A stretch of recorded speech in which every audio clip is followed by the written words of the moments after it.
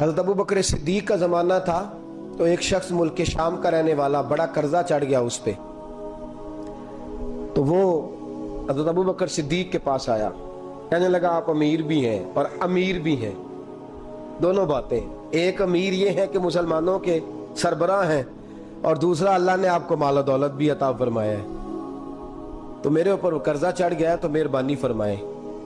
وہ کہتا ہے حضرت صدیق اکبر نے میرا ہاتھ پکڑا، گھر کے اندر لے گئے، باہر سے دروازہ بڑا اعلیٰ تھا لیکن گھر کے اندر گیا تو چارپائی بھی کوئی نہیں تھی، کھجور کی چٹائیاں بچھی ہوئی تھی، کھجور کی چھال کی، اور وہ بھی پھٹی ہوئی۔ فرماتے ہیں سیدنا صدیق اکبر نے بٹھا لیا مجھے اور مجھے کہنے لگے یار تجھے ایک عجیب بات نہ بتاؤں؟ کہ بتائیے۔ فرمانے لگے 3 دن ہو گئے میں نے اناج کا دانہ بھی نہیں کھایا، کھجور کے اوپر گزارا کر لیتا ہوں، میں آج کل حالات میرے ٹھیک نہیں ہیں۔ لگا جی پھر میں کیا کروں؟ تو آپ فرمانے لگے تو عثمان غنی کے پاس جا۔ کس کے پاس؟ شخص کہنے لگا جی مجھے تو بہت سارے پیسے چاہیے۔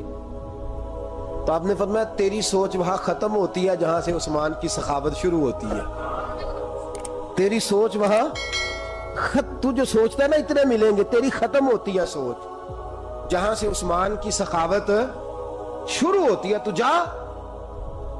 کہنے لگا جی آپ کا نام لوں؟ فرمایا ضرورت ہی نہیں پڑے گی، جی میں ذکر کروں گا کہ مجھے امیر المومنین نے بھیجا ہے۔ فرمایا ضرورت ہے، صرف اتنا تو جا کے بتانا کہ میں مقروض ہوں اور رسول اللہ کا نوکر ہوں صلی اللہ علیہ، اتنا بتانا کہ مسلمان ہوں، مصطفیٰ کا غلام، بس، اور کسی اضافے کی ضرورت۔ کہا جی وہ دلیل مانگیں گے؟ فرمایا عثمان خیرات کرتے تفتیشیں نہیں کرتا، عثمان اللہ کی راہ میں دیتے ہوئے تفتیشیں 10 روپے دینا اور 100 بات سنانا فقیر کو، تک تو نہیں نا، 10 روپے اور 100 قسم کے تانے نہ دے تو میاں چشم پوشی کر جا، تجھے کس نے اجازت دیا ٹٹولنے کی، پھولنے کی اور کرودنے کی؟ یہ حال اگر تیرے ساتھ کیا جائے، رب اگر تجھے ٹٹول کے دے تو تیرا کیا بنے؟ رب کریم اگر تجھے ٹٹول کے دے کہ پہلے بتا نمازیں کتنی پڑھی ہیں، سویرے اٹھتا ہے کہ نہیں، تو تیرا کیا حال ہوگا؟ تو ٹٹولتا پھرتا ہے 10 روپے دینے کے لیے۔ حضرت عثمان غنی کی عادت نہیں، وہ شخص کہتا ہے میں چلا گیا، پوچھتا پچھاتا دروازے پہ پہنچا، دروازے پہ دستک دی تو حضرت عثمان غنی کے اندر سے بولنے کی آواز ہے، اپنے بچوں کو ڈانٹ رہے ہیں، کہتے ہیں او یار تم لوگ شہد کے اندر، دودھ کے اندر شہد ملا کے پیتے ہو، خرچہ تھوڑا کم کرو، اتنا خرچہ تم نے بڑھا دیا ہے، تم دودھ کے اندر دودھ بھی میٹھا شہد بھی میٹھا، ایک چیز کھا لو، کو بیمار ہو 2 چیزیں استعمال کرتے ہو۔ کہتے ہیں میں نے کہا ابو بکر تو بڑی باتیں بتا رہے تھے، اور اس قسم کے کئی واقعات حضرت عثمان غنی کے ساتھ ہوئے، وہ تو بڑی باتیں بتا رہے تھے، اور یہ آدمی دودھ شہد سے لڑائی کر رہا ہے، اور مجھے کئی ہزار درہم چاہیے، دینار چاہیے، مجھے دے گا؟ فرماتے ہیں اب وہ ڈانٹ کے باہر آئے، میں دروازے پہ تھا، آتے ہی کہنے لگے میں آیا نا تو جب میں نے السلام علیکم کہا تو وہ سمجھ گئے میں مسلمان ہوں۔ کہتے ہیں وعلیکم کہا تو پہلا جملہ انہوں نے جو بولا وہ ان کے بڑے پن کا مظاہرہ تھا۔ کہنے لگے بچوں کو ایک بات سمجھانی تھی، آنے میں مجھے 1.5-2 منٹ لگ گئے، تو دروازے پہ کھڑا رہا، مجھے معاف کر دینا۔ بڑے لوگوں کی بڑی باتیں، بڑے لوگوں کی بڑی باتیں، اتنا بڑا قد ہے اتنا بڑا اخلاق ہے۔ کہنے لگے تجھے ایک بات بچوں سے کرنے لگ گیا تھا، تجھے انتظار کرنا پڑا، ذرا درگزر کرنا۔ کہتے ہیں پھر انہوں نے دروازہ کھولا، جو اس وقت ان کا ماحول تھا، حویلی کا، ڈرائنگ روم کا، جو بھی، مجھے بٹھایا۔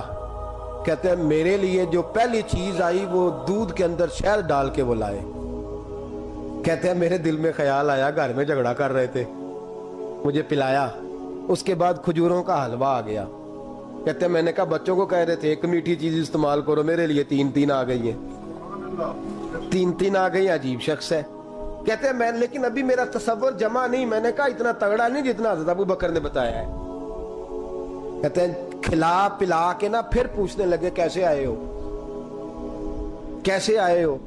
تو کہتے ہیں میں نے کہا کہ جناب میں مجبور ہوں، آج بہت سارے لوگ ہیں نا جن کے پاس کسی کی بات سننے کا ٹائم ہی نہیں، کہتے ہیں موٹی موٹی بات کریں، آخری۔ حضرت عثمان غنی پوری کھلا پلا کے کہنے لگے کیسے آنا ہوا؟